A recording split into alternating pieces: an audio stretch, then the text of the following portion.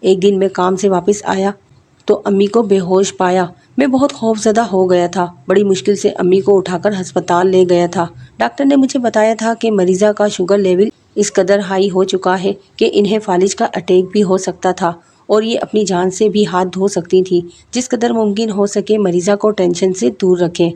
امی کچھ دن ہسپتال میں ہی داخل رہی تھی جبکہ میرا کلیجہ اندر سے چھلنی ہو رہا تھا۔ السلام علیکم۔ کہانی سننے سے پہلے آپ میرے اردو قصے کہانی چینل کو سبسکرائب کر کے بیل نوٹیفیکیشن کو آن کر دیں تاکہ آپ کو ملتی رہے میری ہر آنے والی ویڈیو کا نوٹیفیکیشن۔ میرا نام خالد ہے۔ میں اپنے والدین کی اکلوتی اولاد ہوں۔ میرے ابو ایک فیکٹری میں ملازم تھے۔ ابو کی تنخواہ اتنی نہیں تھی، گھر میں غربت تھی، لیکن امی نے مجھے شروع سے ہی اس بات کا درس دیا تھا کہ خالد تم نے پڑھ لکھ کر اپنے پیروں پر کھڑے ہونا ہے، تم نے ہی اتنی ترقی کرنی ہے کہ ہم اس پوسیدہ گھر کو چھوڑ کر اچھے گھر میں چلے جائیں۔ خالد بیٹا، میں نے اپنی زندگی اس گھر میں بڑی مشکل سے گزاری ہے۔ جب بارشیں ہوتی تھیں تو میں ساری ساری رات برتن پکڑ کر کھڑی رہتی تھی کیونکہ ہمارے کمروں کی چھتیں ٹپکتی تھیں۔ تم اپنی بیوی بچوں کے لیے اچھا انتظام کرنا، ان کو محرومیوں بھری زندگی مت دینا۔ میں امی کی بات سن کر مسکرا دیا کرتا تھا اور کہتا تھا، امی ابھی تو میں شادی کی عمر کو بھی نہیں پہنچا اور آپ کو تو میرے بچوں کی بھی فکر ہونے لگی۔ امی میری بات سن کر مسکرا دیا کرتی تھی اور کہا کرتی تھی، خالد کیا تم نہیں دیکھ رہے وقت کس قدر برق رفتاری سے گزر رہا ہے؟ سال اب مہینے کی طرح گزر جاتے ہیں۔ امی کی بات سچ ثابت ہوئی تھی۔ یوں ہی پلک جھپکتے ہی وقت گزر گیا تھا۔ میں نے خوب دل لگا کر پڑھائی کی تھی، کھیل کود کو بہت پیچھے چھوڑ دیا تھا۔ اللہ نے میری محنت کا پھل مجھے دے دیا تھا۔ اس نے مجھے ہر محاذ میں کامیاب کیا تھا، یہاں تک کہ مجھے ایک ملٹی نیشنل کمپنی میں ملازمت مل گئی تھی۔ ہمارے تو دن پھر گئے تھے۔ امی اٹھتے بیٹھتے میرا ہی دم بھرا کرتی تھیں۔ میں بھی بہت خوش تھا۔ یہ سوچ کر دل میں گدگدی ہونے لگی تھی کہ میری ایک پیاری سی بیوی ہوگی، چاند سے بچے ہوں گے جنہیں میں دنیا جہاں کی تمام خوشیاں دوں گا۔ ایک دن امی مجھ سے کہنے لگی، خالد اب تمہیں اچھی ملازمت تو مل گئی ہے، تم ایک پیارا سا گھر بھی بنا لو تو میں تمہاری شادی کر دوں۔ میں بھی چاہتی ہوں کہ اپنے پوتے پوتیوں کو دیکھ کر ہی مروں۔ میں ناراض ہو گیا اور بولا، امی آپ مرنے کی بات ہرگز مت کریں، ابھی تو ہم نے بہت سی خوشیاں مل کر دیکھنی ہیں۔ میں نے مزید محنت کی، بینک سے لون بھی لے لیا اور ایک پوش علاقے میں گھر لے لیا تھا۔ میرا گھر بہت زیادہ خوبصورت تھا۔ میری والدہ بے انتہا خوش ہو گئی تھی۔ خیر ہم نئے گھر میں شفٹ ہو گئے تو امی نے مجھ سے کہہ دیا تھا کہ اب تمہارے لیے لڑکی ڈھونڈنا چاہتی ہوں، تمہیں کوئی پسند ہے تو ابھی سے بتا دو، یہ نہ ہو کہ میں بھی لڑکی کو پسند کر آؤں اور پھر تم مجھ سے کہنے لگو کہ شادی تو میں اپنی مرضی سے ہی کروں گا۔ میں مسکرا دیا اور بولا، امی آپ کی تربیت ہمیشہ میرے ساتھ رہی ہے، میرے دل میں یہ جنون تھا کہ میں نے کچھ بن کر دکھانا ہے، اس لیے پیار محبت کے چکروں میں ہی نہیں پڑا۔ شادی تو میں آپ کی پسند سے ہی کروں گا، مگر آپ سے بس اتنی سی گزارش ہے کہ میرے لیے ایسی لڑکی تلاش کیجیے گا جسے دیکھ کر میرا دل خوش ہو جائے۔ امی میری فرمائش سن کر ہنس دی تھی اور وہ کہنے لگی، ہاں ہاں تم فکر نہ کرو، میں اپنے بیٹے کے لیے حور سی حسین لڑکی بیاہ کر لاؤں گی۔ امی اب ہر روز گھر سے نکل جایا کرتی تھی۔ وہ جگہ جگہ میرے لیے رشتے تلاش کر رہی تھی۔ ایک رات جب ہم تینوں مل کر رات کا کھانا کھا کر فارغ ہو گئے تو امی کہنے لگی، خالد میں نے تمہارے لیے لڑکی پسند کر لی ہے، مجھے 100% یقین ہے کہ تم میری پسند کو دیکھتے ہی خوش ہو جاؤ گے۔ میں بولا، امی اگر ایسی بات ہے تو مجھے لڑکی کی تصویر دکھا دیں۔ امی اٹھ کر کمرے میں چلی گئی تھیں۔ انہوں نے لڑکی کی تصویر میرے سامنے رکھ دی تھی۔ میں تو سچ میں امی کی پسند کو داد دیے بنا نہیں رہ سکا۔ وہ لڑکی بہت حسین تھی۔ میں بولا، امی مجھے یہ لڑکی پسند آ گئی ہے۔ امی نے خوشی خوشی وہ تصویر مجھ سے پکڑ کر ابو کی جانب بڑھا دی تھی۔ امی کہنے لگی، آپ بھی اپنی ہونے والی بہو کو دیکھ لیں۔ ابو نے تصویر پکڑ کر زمین پر پھینک دی تھی۔ وہ کہنے لگے، تم مجھ سے پوچھے بنا کیوں لڑکیاں دیکھتی پھر رہی ہو؟ میں نے تو خالد کے لیے لڑکی پسند کی ہوئی ہے۔ ہم دونوں حیران ہوئے تھے۔ امی کہنے لگی، کون سی لڑکی، اور آپ نے مجھے پہلے سے یہ سب کچھ کیوں نہیں بتایا؟ ابو کہنے لگے، میں تو خالد کی کامیابی کا منتظر تھا، میں چاہتا تھا کہ ایک بار بیٹا کامیاب ہو جائے تو پھر اسے اپنی پسند بھی کہہ دوں گا۔ امی بولی، اچھا بتائیں تو آپ نے کون سی لڑکی پسند کی ہے؟ ابو نے جس لڑکی کا نام لیا تھا وہ سن کر تو مجھ پر قیامت ہی بیت گئی تھی۔ ابو بولے، میں نے اپنی بہن کی بیٹی ہنا پسند کر رکھی ہے۔ بس اتنا ہی نہیں بلکہ میں نے تو اپنی بہن سے خالد کا رشتہ بھی مانگا ہوا ہے۔ امی ایک دم سے تڑپ گئی تھی۔ وہ کہنے لگی، کیا ہو گیا ہے اجمل آپ کو؟ بھری دنیا میں میرے اکلوتے بیٹے کے لیے آپ کو اپاہج لڑکی ہی ملی تھی۔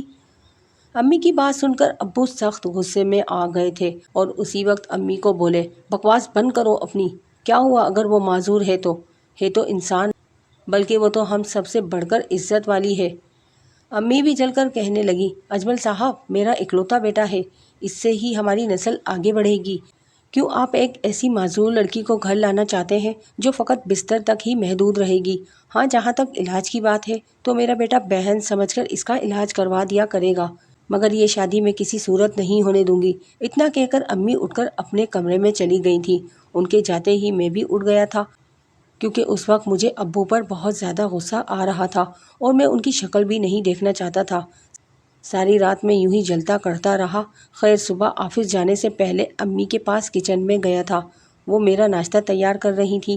میں بولا، امی آج آپ جا کر اس لڑکی کا رشتہ میرے لیے مانگ لیں جس کی تصویر آپ نے مجھے دکھائی تھی، اور ہاں، ابو کو بھی اچھی طرح سے یہ بات سمجھا دیں کہ وہ میرے سامنے دوبارہ کبھی ہنا کا نام نہ لیں۔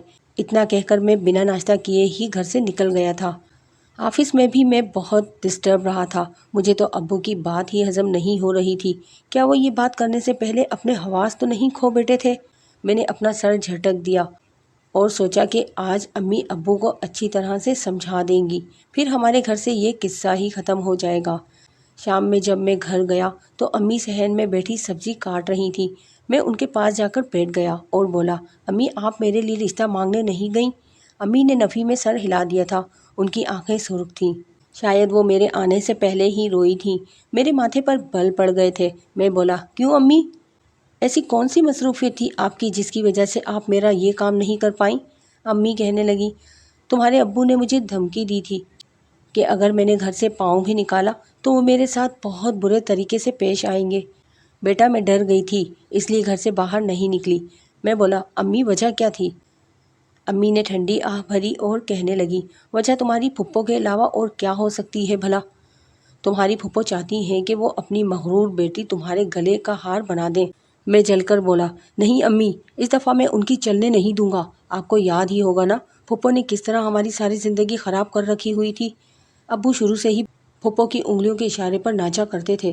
ابو اپنی کریانے کی دکان سے جو کچھ بھی کما کر لاتے تھے وہ پھپھو کو دے آیا کرتے تھے، جبکہ ہمارے گھر میں کتنی غربت تھی۔ امی آپ کو یاد ہی ہوگا نا میں بچپن میں گوشت کا کتنا شوقین تھا، مگر ابو کبھی بھی ہمارے لیے گوشت نہیں لاتے تھے۔ وہ پھپھو کے ہاں گوشت لے جایا کرتے تھے، اور پھر کتنی بار پھپھو کے کہنے میں آ کر ابو نے آپ کو مارا بھی تو تھا۔ ایک بار تو آپ کا سر پھٹ گیا تھا اور کتنا خون نکلا تھا۔ تب سے مجھے پھپھو سے شدید نفرت ہے۔ میں تو پھپھو کا نام بھی سننا نہیں گوارا کرتا۔ ان کی بیٹی سے شادی کرنا تو بہت دور کی بات ہے۔ امی کی آنکھیں بھیگ گئی تھیں۔ وہ کہنے لگی، خالد بیٹا میں کچھ بھی نہیں بھولی، یہ سب باتیں تو تمہارے سامنے کی ہیں۔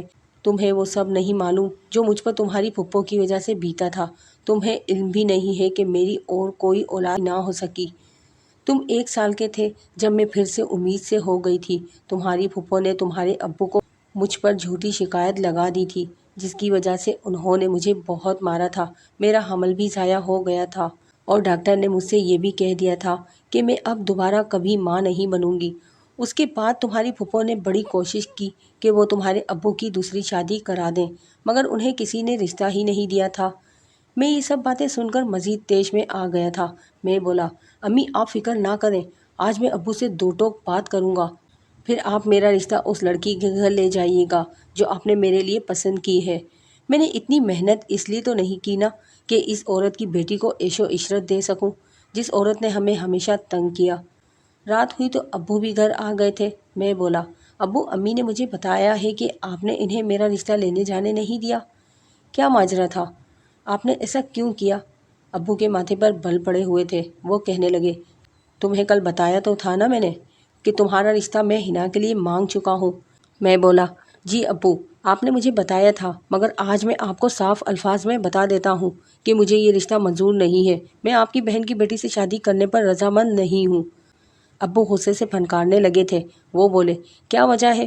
میں ہنس دیا تھا کہ ابو کی بات پر فقط ہنسا ہی جا سکتا تھا، میں بولا ابو کل آپ اپنی بہن کے گھر جائیے گا، پھر ہنا کے سراپے کو غور سے دیکھیے گا، آپ کو اپنے سوال کا جواب مل جائے گا۔ ابو بولے بکواس بند کرو اپنی، 4 جماعتیں کیا پڑھ لی ہیں تم نے، فلسفہ ہی بولنے لگ گئے۔ میں تمہیں آج صاف صاف بتا رہا ہوں کہ تمہاری شادی ہنا سے ہی ہوگی، یہ بات تم جتنی جلدی ہو سکے سمجھ جاؤ تو اچھا ہے۔ میں ہنس دیا تھا اور بولا اب میں چھوٹا سا خالد نہیں رہا جو آپ کے اشاروں پر ناچتا پھروں، آپ کی ضد بے جا ہے، میں اپنے لیے ایسا شریک حیات نہیں چن سکتا جو عمر پر مجھ پر بوجھ بن کر رہے۔ خوشی تو خیر بہت دور کی بات ہے۔ ابو بولے خالد خوب اچھی طرح سے سوچ لو، سمجھ لو، پھر فیصلہ کرنا، تم اپنی ماں کو اس عمر میں طلاق دلوانا چاہتے ہو یا پھر ہنا سے شادی کرنا چاہتے ہو؟ اگر تم نے اس شادی سے انکار کر دیا تو تمہاری ماں کو طلاق دے دوں گا۔ ابو کی بات سن کر میں تو سکتے میں ہی آ گیا تھا۔ امی بھی یہ سب باتیں سن رہی تھی، وہ تو پھوٹ پھوٹ کر رونے لگی تھی۔ میں کچھ کہے بنا اپنے کمرے میں آ گیا تھا۔ آج مجھے پھپھو سے زیادہ نفرت ابو سے ہو رہی تھی۔ ابو کو علم تھا کہ مجھے صرف امی کے نام پر ہی بلیک میل کیا جا سکتا ہے، شاید اسی وجہ سے ابو نے اس چیز کا بھرپور فائدہ اٹھایا تھا۔ ابو ہر روز میرے سامنے طلاق کی باتیں کرنے لگے تھے۔ ایک دن میں کام سے واپس آیا تو امی کو بے ہوش پایا۔ میں بہت خوف زدہ ہو گیا تھا، بڑی مشکل سے امی کو اٹھا کر ہسپتال لے گیا تھا۔ ڈاکٹر نے مجھے بتایا تھا کہ مریضہ کا شوگر لیول اس قدر ہائی ہو چکا ہے کہ انہیں فالج کا اٹیک بھی ہو سکتا تھا اور یہ اپنی جان سے بھی ہاتھ دھو سکتی تھی۔ جس قدر ممکن ہو سکے مریضہ کو ٹینشن سے دور رکھیں۔ امی کچھ دن ہسپتال میں ہی داخل رہی تھی جبکہ میرا کلیجہ اندر سے چھلنی ہو رہا تھا۔ میری والدہ عمر کے اس حصے میں طلاق سے ڈر رہی تھی۔ یہ بھی پھپھو کی وجہ سے ہی ہوا تھا۔ پھپھو نے ابھی تک میری امی کا جینا حرام کیا ہوا تھا۔ اب میں بہت زیادہ مشکل حالات میں پھنس چکا تھا۔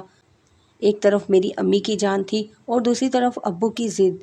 میں نے ہمیشہ کی طرح آج بھی امی کے خاطر ہتھیار ڈال دیے تھے اور ابو سے کہہ دیا تھا کہ میں ہنا سے شادی کرنے کے لیے تیار ہوں۔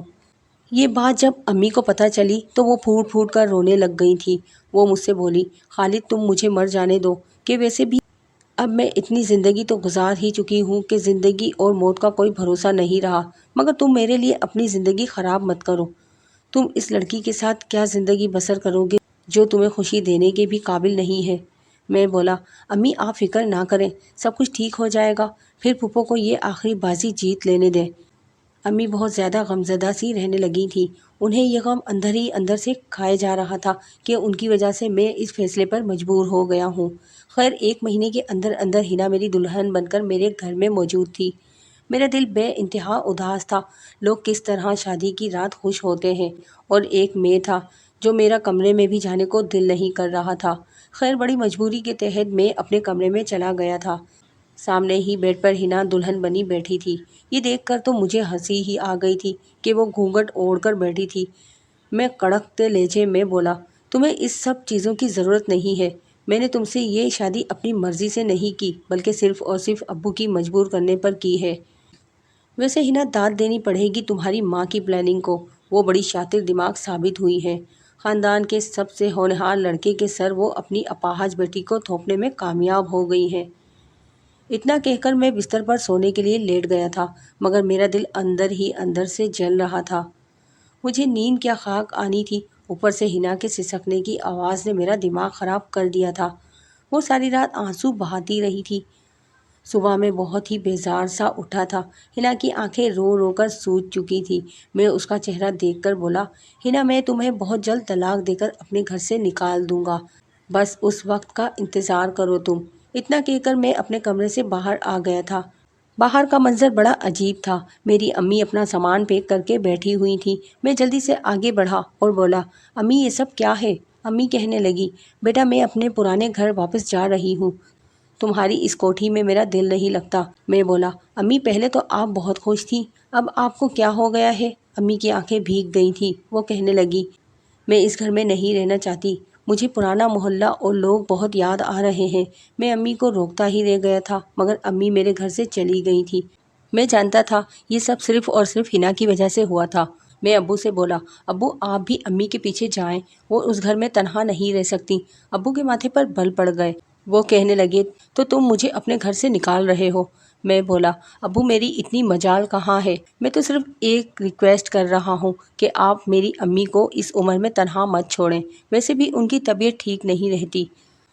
ابو بھی میرے گھر سے چلے گئے تھے، اب میں تھا اور میری انچاہی بیوی۔ میرے گھر میں کام والی عورت تو پہلے سے ہی تھی، اس لیے مجھے زیادہ تنگی نہیں ہوئی تھی، جبکہ میں تو اپنی شادی کے اگلے دن ہی کام پر جانے لگا تھا۔ میں ملازمہ سے کہہ جایا کرتا تھا کہ وہ ہنا کا خیال رکھے، مگر پھر یوں ہوا، ملازمہ کا شوہر اچانک انتقال کر گیا، وہ پکی پکی چھٹی پر چلی گئی تھی۔ میں اب پریشان تھا کہ اس معذور بیوی کو کس کے پاس چھوڑ کر جایا کروں گا۔ میں نے یہی بات ہنا کے سامنے بھی رکھ دی تھی۔ میں بولا، جب سے میں نے یہ شادی کی ہے میں تو عذاب میں ہی پھنس گیا ہوں۔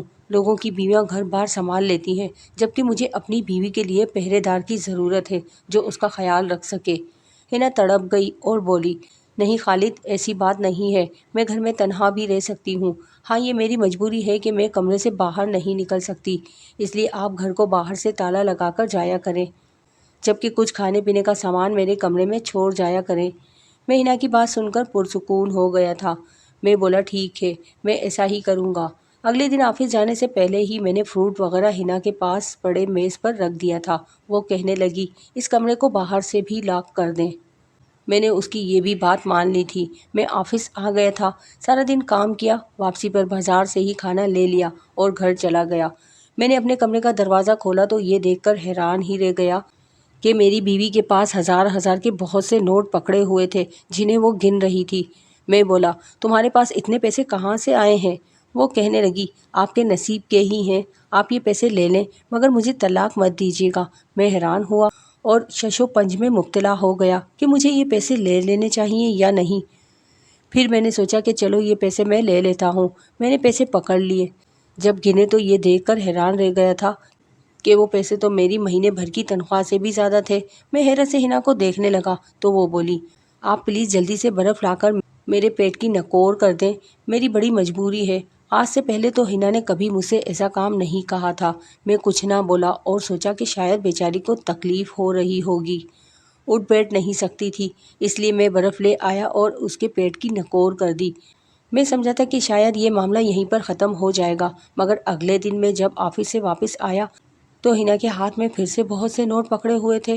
آج بھی اس نے سارے پیسے مجھے تھما دیے اور بولی، خدا را خالد، مجھے طلاق مت دیجیے گا۔ میں نے پیسے گنے تو بالکل کل سے بھی زیادہ تھے۔ میں بولا، ہنا مجھے یہ بتاؤ، تم گھر میں اکیلی ہوتی ہو، کوئی آتا جاتا بھی نہیں ہے اس کمرے میں جہاں تم رہتی ہو، یہاں تو کوئی روشن دان بھی نہیں ہے، پھر تمہارے پاس اتنے پیسے آتے کہاں سے ہیں؟ وہ میری بات سن کر مسکرا دی۔ میں یہ سب سوچ کر الجھ ضرور جاتا تھا کہ یہ سب کچھ کیا ہو رہا ہے، مگر میں چپ چاپ ہی رہتا تھا۔ اب تو یہ سلسلہ چل نکلا تھا، میں بیٹھے بٹھائے مالا مال ہو گیا تھا۔ اب تو آفس میں بھی مجھے ہنا کا ہی خیال رہتا تھا کہ نہ جانے وہ کیا کر رہی ہوگی، اس کے پاس اتنے پیسے کہاں سے آتے ہیں۔ یہ سب باتیں سوچ سوچ کر میں واپس گھر چلا جاتا تھا۔